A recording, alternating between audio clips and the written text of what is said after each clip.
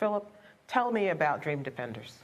Dream Defenders came out of the realization, as the senator said, and other people in this audience know, that the people that are murdering the people in our communities are very organized. And so if you're going to mount ample resistance to those forces, then you must be organized. And so we started Dream Defenders with that in mind, knowing that it wasn't just about Trayvon Martin, but it's about a system of police repression, police harassment, racial profiling. We've got a school-to-prison pipeline. We've got a war on drugs that's been afflicting, dividing, and killing our communities since it started. We've got a war on the poor.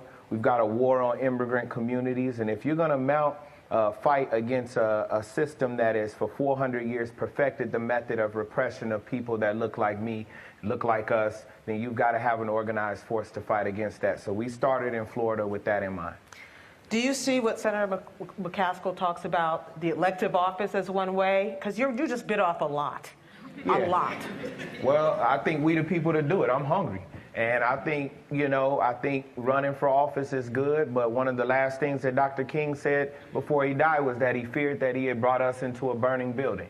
And so if you're getting people elected into a system that by its very nature was meant to cannibalize and kill communities, then you've only done half of the job.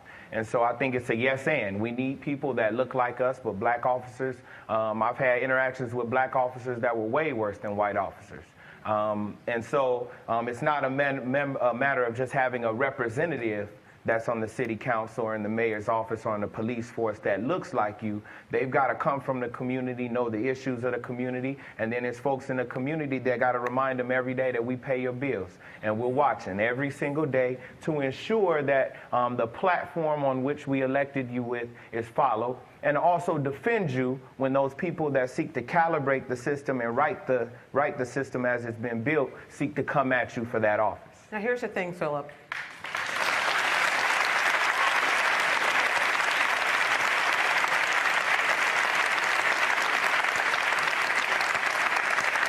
Everybody doesn't agree with you.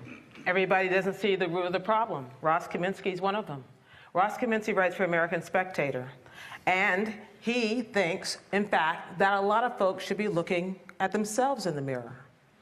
I want to be really clear on this because I agree with what the mayor of Ferguson said, that, middle-class white guys like me haven't lived the African-American life. That said, from what we see on the news, from what we read, there seems to be a real dearth of leadership among African-American young men, especially in their neighborhoods. And the other thing is, if I could react to what Philip said, I get the feeling, I understand this feeling of this system isn't fair. It's biased against us. But then when you start going to this idea, 400 years of repression in a system that's still designed to hurt us and still designed to keep us down, that starts feeling to me like racism against me just because of the color of my skin. My parents weren't here 400 years ago. My family arrived here way after the Civil War. We had nothing to do with it. And I think that a lot of people in the rest of America feel like we're being blamed for things that we didn't cause, and in fact that we would like to help, because we should care. For everybody who's laughing and snickering, no, let me make a point to you.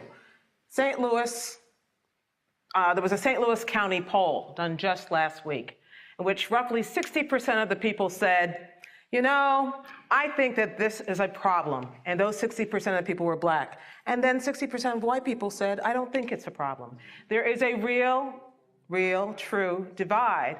And a lot of people who agree with what Ross Kaminsky said. So I want this conversation to take that into account as well, even if you disagree. When can I just say, Sure. I'm not saying that I don't think there's a problem. I think there's a huge problem. And I think that middle-class white